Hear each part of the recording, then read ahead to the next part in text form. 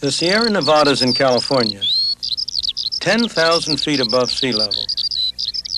In the winter, temperatures drop to 40 below zero. In the summer, the place bakes in the thin mountain air.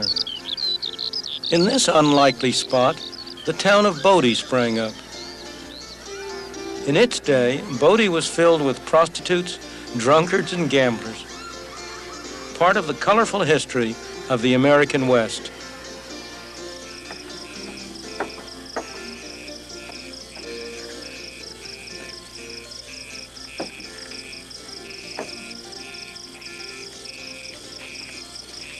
A century ago, this was a town of 10,000 people. What brought them here? Gold. If this were real gold, people would be scrambling for it. A series of gold strikes throughout the West brought people from all over the world, all kinds of people. They came here for one purpose and one purpose only, to strike it rich, quick. But in the process, they built towns, cities, in places where nobody would otherwise have dreamed of building a city. Gold built these cities, and when the gold was exhausted, the cities collapsed and became ghost towns. Many of the people who came here ended up the way they began, broke and unhappy, but a few struck it rich. For them, gold was real wealth, but was it for the world as a whole? People couldn't eat the gold, they couldn't wear the gold, they couldn't live in houses made of gold. Because there was more gold, they had to pay a little more gold to buy goods and services. The prices of things in terms of gold went up. At tremendous cost, at sacrifice of lives, people dug gold out of the bowels of the earth. What happened to that gold? Eventually, at long last, it was transported to distant places, only to be buried again under the ground. This time, in the vaults of banks throughout the world. There's hardly anything that hasn't been used for money. Rock salt in Ethiopia, brass rings in West Africa, cowrie shells in Uganda. Even a toy cannon, anything can be used as money. Crocodile money in Malaysia. Absurd, isn't it? That beleaguered minority of the population that still smokes may recognize this stuff as the raw material from which their cigarettes are made. But in the early days of the colonies, long before the United States was established, this was money. It was a common money of Virginia, Maryland, and the Carolinas. It was used for all sorts of things. The legislature voted that it could be used legally to pay taxes. It was used to buy food, clothing, and housing.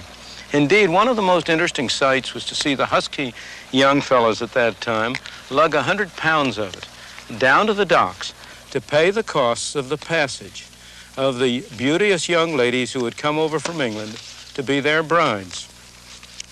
Now, you know how money is. There's a tendency for it to grow, for more and more of it to be produced, and that's what happened with this tobacco. As more tobacco was produced, there was more money, and as always when there's more money, prices went up, inflation. Indeed, at the very end of the process, prices were 40 times as high in terms of tobacco as they had been at the beginning of the process. And as always when inflation occurs, people complained. And as always, the legislature tried to do something. And as always, to very little avail. They prohibited certain classes of people from growing tobacco. They tried to reduce the total amount of tobacco grown. They required people to destroy part of their tobacco, but it did no good. Finally, many people took it into their own hands, and they went around destroying other people's tobacco fields. That was too much. And they passed a law making it a capital offense, punishable by death, to destroy somebody else's tobacco. Gresham's law, one of the oldest laws in economics, was well illustrated. That law says that cheap money drives out dear money, and so it was with tobacco.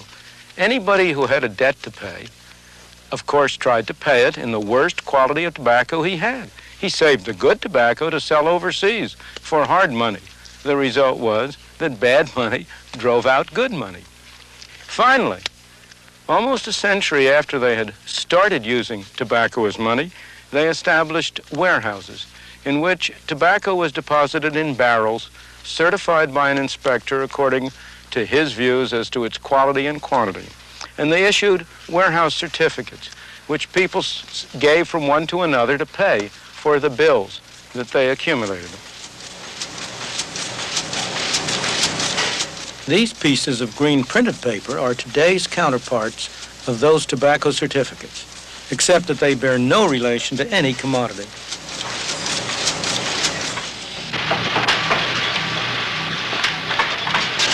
The fact is that most people enjoy the early stages of the inflationary process. Britain, in the swinging 60s, there was plenty of money around. Business was brisk, jobs were plentiful, and prices had not yet taken off. Everybody seemed happy at first. But by the early 70s, as the good times rolled along, prices started to rise more and more rapidly. Soon, some of these people were going to lose their jobs. We have got it made. The party was coming to an end. Sha-la-la-la-la-la-la-la. We're on top of the world. Sha-la-la. The story is much the same in the United States, only the process started a little later. We've had one inflationary party after another, yet we still can't seem to avoid them. How come? Before every election, our representatives would like to make us think we're getting a tax break. And they're able to do it while at the same time actually raising our taxes because of a bit of magic they have in their kit bag. That magic is inflation. They reduce the tax rates, but the taxes we have to pay go up because we are automatically shoved into higher brackets by the effect of inflation. A neat trick. Taxation without representation. The more I work, it seems like the more they take off of me. I know if I work an extra day or 2 extra days, what they take in federal income tax alone is almost doubled because it apparently puts you in a higher income tax bracket and takes more off you. Bob Crawford lives with his wife and 3 children in a suburb of Pittsburgh. They're a fairly average American family. Don't slam the door, Daphne. Okay. All right. What are you doing? Making your favorite dish.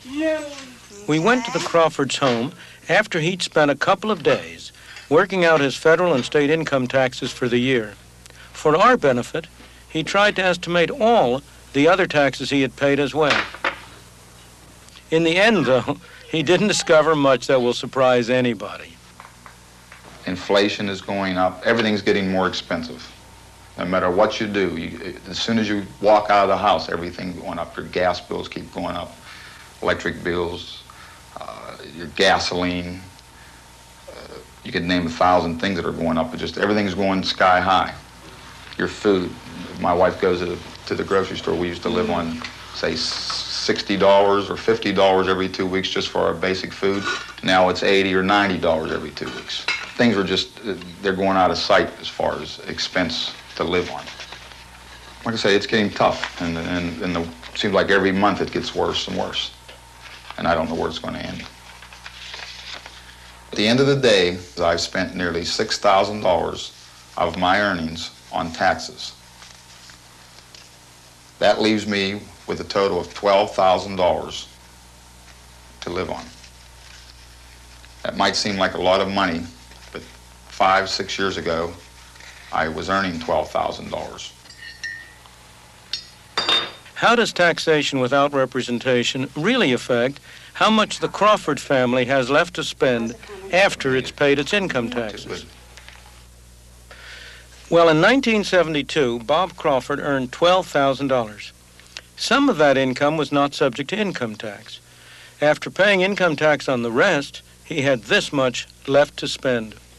6 years later, he was earning $18,000 a year. By 1978, the amount free from tax was larger, but he was now in a higher tax bracket, so his taxes went up by a larger percentage than his income. However, those dollars weren't worth anything like as much. Even his wages, let alone his income after taxes, hadn't kept up with inflation. His buying power was lower than before. That is taxation without representation in practice. We had a number of you brothers that are sitting here today that were with us on that committee, and I'd like to tell you one of the things... There are many traditional scapegoats blamed for inflation. How often have you heard inflation blamed on labor unions for pushing up wages? Workers, of course, don't agree. But fellas, this is not true. This is a subterfuge. This is a myth. Your wage rates are not creating inflation. And he's right. Higher wages are mostly a result of inflation rather than a cause of it. Economists in this country... Indeed, the impression that unions cause inflation arises partly because union wages are slow to react to inflation. And then there's pressure to catch up. On a day-to-day basis, trying to represent our own members. But that, in fact, is not the case. Not only can we not play catch-up, we can't even maintain a wage rate commensurate with the cost of living that's gone up in this country.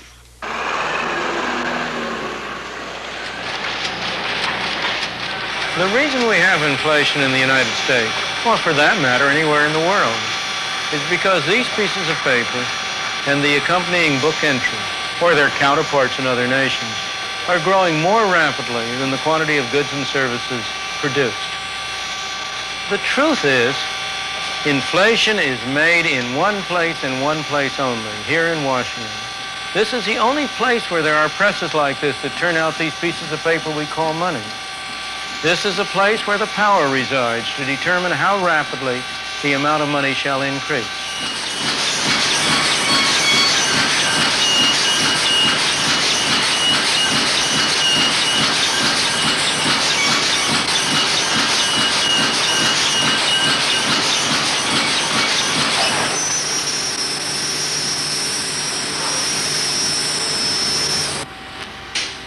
What happened to all that noise? That's what would happen to inflation if we stopped letting the amount of money grow so rapidly. This is not a new idea. It's not a new cure. It's not a new problem. It's happened over and over again in history. Sometimes inflation has been cured this way on purpose. Sometimes it's happened by accident. During the Civil War, the North, late in the Civil War, overran the place in the South where the printing presses were setting up, where the pieces of paper were being turned out. Prior to that point, the South had had a very rapid inflation. If my memory serves me right, something like 4% a month.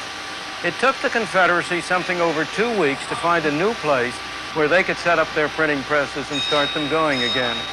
During that 2-week period, inflation came to a halt. After the 2-week period, when the presses started running again, inflation started up again. It's that clear, that straightforward.